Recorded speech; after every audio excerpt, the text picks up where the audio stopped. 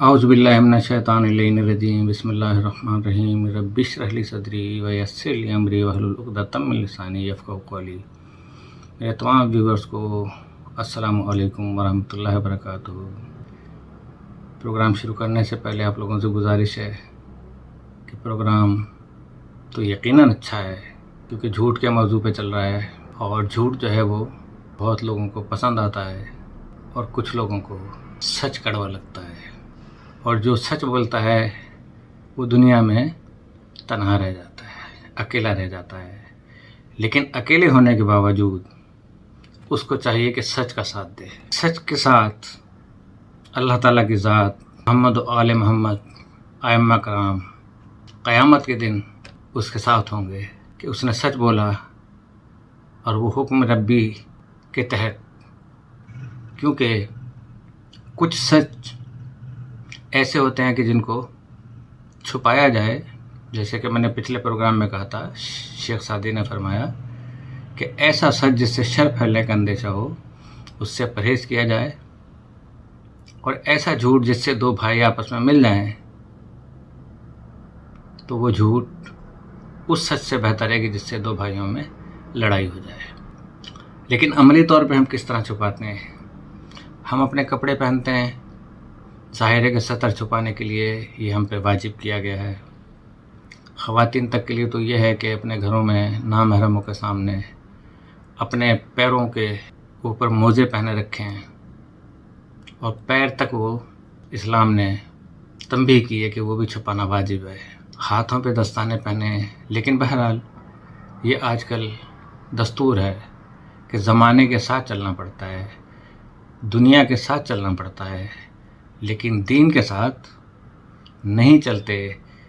اسی لیے آپ بتا سکتے ہیں کہ دین کس کے لیے نافذ ہوا، دین کس کے لیے آیا؟ کیونکہ جب آہستہ آہستہ بندے کی عمر ڈھلتی ہے اور اس کے بعد موت کی آغوش میں چلا جاتا ہے، پھر کیا ہوتا ہے کہ مرد کے 3 کپڑے ہوتے ہیں اور عورت کے 5 کپڑے ہوتے ہیں کفن میں۔ کوئی غیر اس کو اتار نہیں سکتا، قبر میں محرم اتار سکتا ہے، کوئی اس کی شکل نہیں دیکھ سکتا سوائے محرم کے قبر کے اندر۔ مرنے کے بعد پھر یہ اہتمام کیوں؟ زندگی میں کیوں نہیں؟ اب تو وہ مر چکا ہے، کسی کام کا بھی نہیں ہے، چاہے کتنا حسین ہو یا بوڑھا ہو یا نورانی چہرہ ہو۔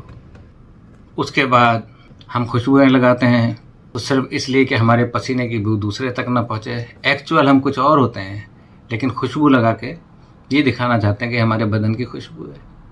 اسی طریقے سے یہ تمام بلڈنگز اینٹوں سے بنی ہوئی ہے، اینٹوں کے بعد پلاسٹر ہوتا ہے، پلاسٹر پہ پھر مختلف قسم کے کلر ہوتے ہیں، لیکن ذرا کھود کے تو دیکھیں نیچے کیا نکلتا ہے۔ تو کسی کو یہ گوارا نہیں ہے، اس پہ بھی ملمہ کاری کی جاتی ہے کہ ہیں کواکب، کچھ نظر آتے ہیں کچھ، وہی اس کا اصل ہے جو اندر ہے۔ اگر انسان کے اندر کو آپ دیکھیں تو شاید انسان سے گھن کھانا شروع کر دے، ایک دوسرے سے دور بھاگے، کہ اندر تو اتڑیاں ہیں، میدا ہے، کلیجہ، پتا، پتہ نہیں کیا کیا چیزیں ہیں۔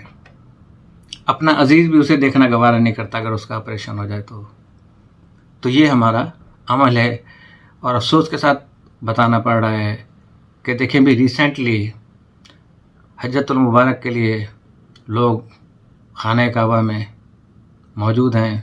سعودی عرب پر 3 ڈرون حملے کیے جو کہ انہوں نے روک لیے، صرف کس وجہ سے کہ اس کا الزام ایران پہ آ جائے۔ یعنی جھوٹ بولنے کی ابتدا ہے عملی طور پر، لیکن انہوں نے سمجھداری کی کہ ایران جو حملے کرتا ہے وہ بتا دیتا ہے، اور جو نہیں کرتا اس سے صاف انکار کرتا ہے کہ میں نے نہیں کیا۔ تو پتہ چلا کہ وہ عراق سے اسرائیلی جو افواج ہیں انہوں نے اس پر حملہ کیا۔ تو نتیجہ تو ظاہر ہے کہ آپ دیکھ لیں کہ آپ یہود و نصارہ کے دوست ہیں، یہود و نصارہ کو آپ دوست بنائیں گے کہ جو اللہ پاک نے کلام پاک میں واضح طور پر فرما دیا کہ خبردار یہود و نصارہ تمہارے دوست نہیں ہو سکتے، اگر تم ان سے دوستی رکھو گے، ان پر اعتماد کرو گے تو تم بھی انہی میں سے گنے جاؤ گے۔ تو اب آپ اندازہ لگا لیں کہ ہمارے اپنے مسلم ممالک، اب پریزیڈنٹ ٹرمپ نے جھنڈے کے اوپر مختلف ایروز ایسے بنائے ہیں، اور بیچ میں ایران کو دکھایا گیا ہے، اور جو سائڈ میں ایرو دکھائے ہیں یہ اسلامی ممالک دکھائے ہیں کہ اسلامی ممالک سے ایک اسلامی ملک پر حملہ کیا جائے گا۔ ظاہر ہے کسی نے کسی بیس پہ تو کیا ہوگا۔ یو اے ای نے اپنے مسلمانوں کا ساتھ چھوڑا، عیاشی کے اڈے وہاں پر تعمیر ہو رہے ہیں۔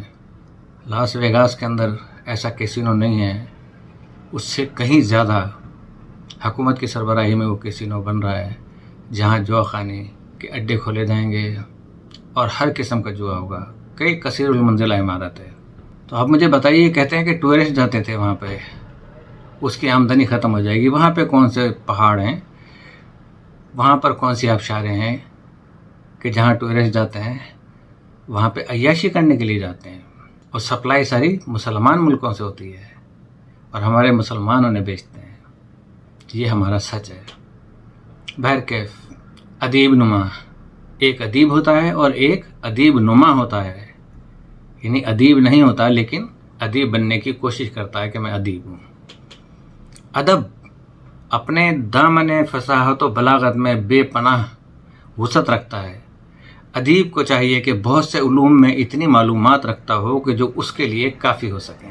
ادیب نما چونکہ ان معلومات سے کورا ہوتا ہے بالکل، لہٰذا وہ جھوٹ اور جال سازی کے ذریعے ادبا میں اپنا نام لکھوانا چاہتا ہے۔ کسی کے اشعار کو کسی سے دوسروں کی نثر چرا لیتا ہے تاکہ اپنے آپ کو مصنف مشہور کروا لے۔ کلام کے معنی میں جال سازی کر لیتا ہے اور گمنام شعراء کے کلام یا نامعلوم شاعر کے اشعار کو اپنے فن سخنوری پر شاہد اور دلیل پیش کر دیتا ہے تاکہ اپنے آپ کو لغت و زبان دانی کا ماہر ثابت کر دے۔ فارسی کے قصیدے کو عربی سمجھ کے پڑھتا ہے اور کہتا ہے کہ میں نے خود نظم کیا ہے۔ جب اس سے اس لغت کے بارے میں اور الفاظ کے بارے میں دریافت کیا تو جانتا تک نہ تھا، گویا بناوٹ بھی جال سازی کے لیے مناسب نہ تھی۔ خود نمائی کیا ہے کہ جو وہ ہے نہیں لیکن دکھاتا ہے۔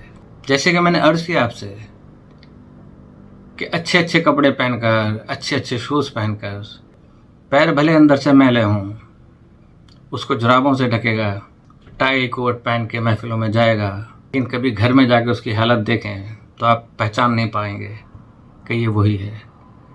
تو انسان اپنے اندر کو بھی چھپاتا ہے، اپنے آپ کو دھوکہ دیتا ہے۔ اسی لیے میں اکثر کہتا ہوں کہ انسان کو چاہیے کہ وہ خود کو پہچانے۔ جب خود کو پہچانے گا تو اسے اپنے آپ سے نفرت پیدا ہوگی، دنیا سے دوری اختیار کرے گا اور اپنے اندر کو صاف کرے گا۔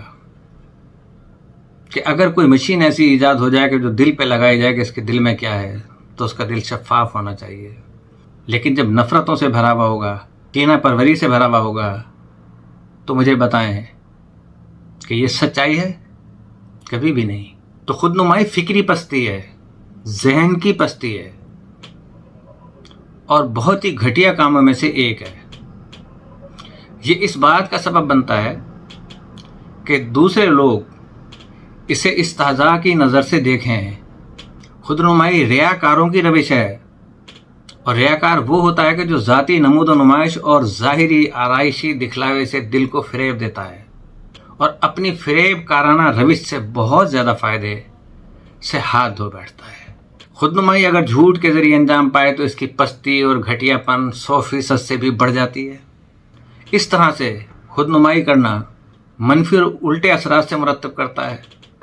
خود نما چاہتا ہے کہ اپنے آپ کو دوسروں کی نظر میں عظیم اور محبوب قرار دے، لیکن جب راستے میں ہی اس کا جھوٹ پکڑا جاتا ہے تو وہ اسے ذلیل و خوار و خستہ حال کر کے رکھ دیتا ہے۔ لیکن فرق نہیں پڑتا پھر بھی ان لوگوں پر، جھوٹا ہی ہوتا ہے۔ اگر کوئی آپ سے سوال پوچھے اور آپ کو معلوم نہ ہو تو آپ فوراً کہتے کہ میں نہیں جانتا۔ اس کا 100% نتیجہ آپ کے حق میں مفید ہوگا۔ اگر آپ کا جواب سائل کو مطمئن کر دے، کیونکہ آپ کا جواب ان پر آپ کے اعتماد کو بحال کر دے گا، اور اس کے بعد آپ کی گفتگو کی قدر و قیمت کا قائل ہو جائے گا۔ اگر وہ آپ کے جواب سے قائل نہ ہو اور یہ گمان کرے کہ آپ نے جواب دینے سے اعتراض کیا ہے، تو یہ بات بھی آپ کے فائدے پر منتج ہوگی اس لیے کہ وہ آپ کی دانائی کو پہچان کر آپ کو جواب دینے سے گریز کرنے کو مبنی بر حکمت سمجھتا ہے اور سمجھے گا۔ میں نہیں سمجھتا کہ یہ سوچ بھی آپ کے لیے مفید نہ ہو۔ مختلف الانواع جھوٹ۔ پیغمبر اسلام صلی اللہ علیہ وآلہ وسلم کے 8ویں خلیفہ برحق امام علی رضا علیہ السلام اپنے آباء و اجداد کے ذریعے امیر المومنین حضرت علی علیہ السلام سے روایت فرماتے ہیں کہ انہوں نے جھوٹ کو شیطان کی خوش نمائی اور چکنی چپڑی باتوں سے تعبیر کیا ہے۔ یہ شیطان بہکاتا ہے نمازیوں کو، پرہیزگاروں کو، تہجد گزاروں کو۔ وہ اپنی عبادتوں پر فخر کرتے ہیں، ناز کرتے ہیں، موجود وہ مصلی پر ہوتے ہیں، لیکن الصلاۃ معراج المومن، نماز تو مومن کی معراج ہے، آپ کو تو معراج پہ ہونا چاہیے تھا اس وقت، لیکن پورے دنیا جہان کی باتیں آپ کو اس وقت یاد آئیں گی۔ اگر موبائل نے بیل بجا دی تو جلدی سے سلام پڑھ کے دعا بعد میں پہلے موبائل کو دیکھنا۔ یہ صلاۃ و معراج المومن ہے، یہ اللہ تعالیٰ سے باتیں ہیں، یہ اللہ تعالیٰ سے ہم کلام ہے۔ ہر وہ خوراک جو بہت مرغوب ہو، خوشنما فریب ہوگی۔ عامیانہ تعبیر میں کہتے ہیں کہ اتنا خوبصورت ہے کہ خوشنما فریب بن جائے گا۔ خوش ذائقہ خوراک نہ فقط کھاتے ہیں بلکہ اس کو چکنائی سے مزید خوشنما بھی بناتے ہیں۔ ابلیس اسی قدر جھوٹ کو چکنی چپڑی خوش ذائقہ خوراک کی طرح پسند کرتا ہے، یا یہ چیز بشر کے لیے فریب خوشنما قرار دیا ہے، یعنی بشر کو جھوٹ کا اس قدر شوقین بنایا۔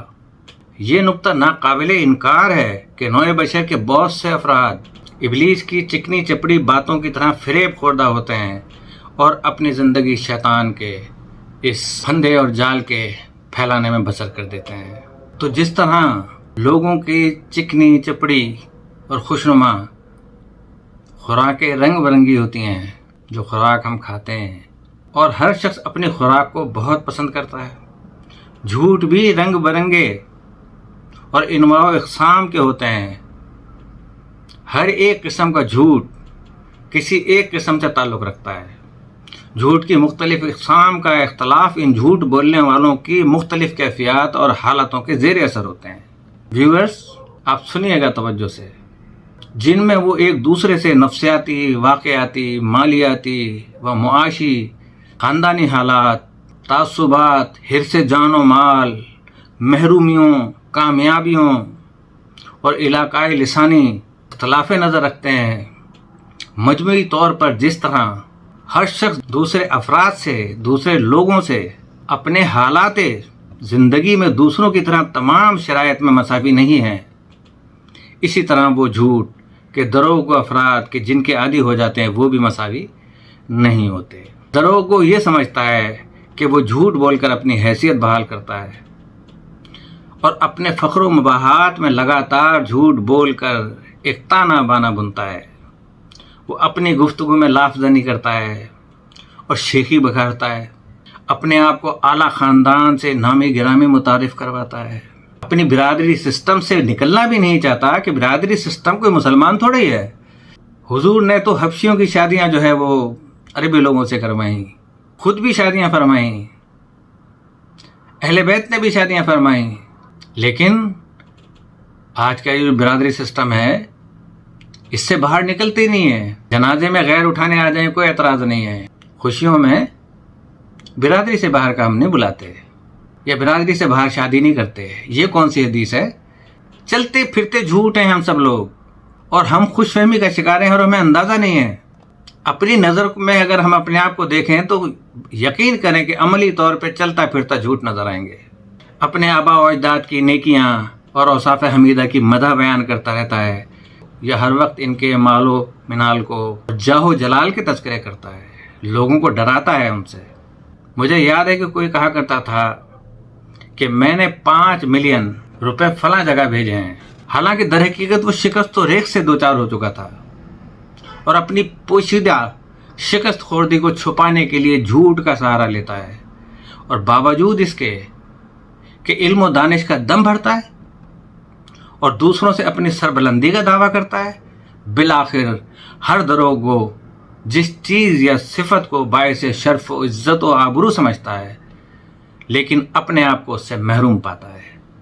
اس کی کمی جھوٹ اور فریب کے ذریعے پوری کرنا چاہتا ہے۔ اس بات سے غافل ہے کہ عقلمند اور دانشور لوگوں کی نظر میں اس کی لاف زنی کوئی حیثیت نہیں رکھتی، کوئی قدر و قیمت نہیں رکھتی، بلکہ لاف زن کو جتنا وہ ہے اس سے بھی چھوٹا، گھٹیا اور پستر سمجھتے ہیں۔ فقر میں جھوٹ بولتے ہیں، دوسرے لوگوں کی ہمدردیاں اور امداد حاصل کرنے کی خاطر جھوٹ موٹ اپنے فقر کا دعویٰ کرتا ہے، اپنی زندگی اور حالات کا شکوہ اور شکایت کرتا ہے، اپنی پریشانیوں کو خوبصورت لباس کے وصف میں ڈھانک کر داد سخن دیتا اور گدائی کرتا ہے، بیوی بچوں کے مصائب بیان کرتا ہے، شاید رحم اور ہمدردیاں خود بخود عود کر آئیں اور کچھ حصہ اسے بھی مل جائے۔ اس طرح کے جھوٹے افراد دروغ گوئی سے قطع نظر اپنی طبیعی گراوٹ اور پستی میں بھی اضافہ کر لیتے ہیں۔ بسا اوقات ایسے افراد میں بڑے بڑے سرمایہ دار اور دولت مند بھی پائے جاتے ہیں، لیکن ایسے گداگر ذہن کے لوگوں کی طبیعت اس بات کا سبب بنتی ہے کہ ایسے گندے اور غیر شرعی ذریعے سے دستبردار نہیں ہوتے اور اپنے سرمایہ میں اضافہ کر لیتے ہیں۔ اس قماش کے افراد اپنے سرمایہ کو چھپا کر رکھتے ہیں، مبادہ کوئی ان سے ان کے خاندان کے مفلس اور بے سہارا افراد اور ان کے وہ دوست جو مالی خستہ حالی کا شکار ہو چکے ہیں ان سے مالی امداد کی توقعات وابستہ نہ کر لیں۔ اور کچھ ایسے ہیں کہ جو مدد کرتے ہیں لیکن وہ اس کی مدد سے بالکل انکاری ہو جاتے ہیں اور اس کو ذلیل و رسوا کرتے ہیں۔ تو آج مجھے حضرت علیہ السلام کی وہ مبارک اور قیمتی موتی یاد آ رہے ہیں کہ جس کے ساتھ نیکی کرو پھر اس کے شر سے محفوظ رہو، کیونکہ پھر وہ بہت شر پھیلاتا ہے، آپ کو ڈرائے گا، آپ کو دھمکائے گا، ایسا نہ کرنا، ویسا نہ کرنا ورنہ ایسا ہو جائے گا، ایسا ہو جائے گا، آپ کو نہیں پتا میرا خاندان کتنا بڑا ہے، آپ مشکوک ہوتے جا رہے ہیں، آپ یہ چیز ہوتے جا رہے ہیں۔ اس طرح کے وہ شر پھیلانے کی کوشش کرے گا اور اس کی وہ دولت کھا کے پھر کسی نئے شکار کی طرف چل پڑے گا۔ اور جو محبتوں کا ڈھونگ رچایا جاتا ہے وہ جھوٹا ہوتا ہے، دوسرا اعتماد کر لیتا ہے اس کے اوپر، لیکن ایک وقت آتا ہے کہ وہ جب جھوٹ کھلتا ہے تو جیسے کہ میں نے کہا پھر دوسرا شکار۔ تو جو مالی خستہ حالی کا شکار ہو چکے ہیں ان سے مالی امداد کی توقع وابستہ نہ کر لیں، لہٰذا یہ لوگ اپنی ناداری کو پہلے ہی ظاہر کر دیتے ہیں، رونا شروع کر دیتے ہیں ہمارے پاس کچھ نہیں ہے۔ اگر کوئی بھائی کے پاس آ جائے تو کہہ دے گا کہ میں تو خود کسی سے 1 لاکھ روپے ادھار لے کے بیٹھا ہوں، میں تو تمہاری 100 روپے کی مدد بھی نہیں کر سکتا۔ ایک طبقے کے لوگ اور نظریے کے تحت بھی فقر کا اظہار کرتے ہیں، اور وہ یہ کہ لوگوں کی نظر بد سے محفوظ رہیں۔ یہ عادت اکثر پرانے خیال کے لوگوں میں زیادہ پائی جاتی ہے۔ پروگرام طویل ہو رہا ہے، کل ہنر اور پیشے میں جھوٹ، اس پہ انشاءاللہ گفتگو ہوگی اور تھوڑی تھوڑی حالات حاضرہ کے اوپر بھی۔ اجازت چاہتا ہوں اس دعا کے ساتھ اللہ پاک ہم سب کی جان و مال و عزت و آبرو ایمان اور ہماری زندگیوں کی اور ہمارے تمام اسلامی ممالک کو یکجہتی کی توفیق عطا فرمائے کہ وہ اپنے مشترکہ دشمن کو پہچان سکیں اور ایک دوسرے کے دشمن نہ بنیں۔ السلام علیکم ورحمۃ اللہ وبرکاتہ۔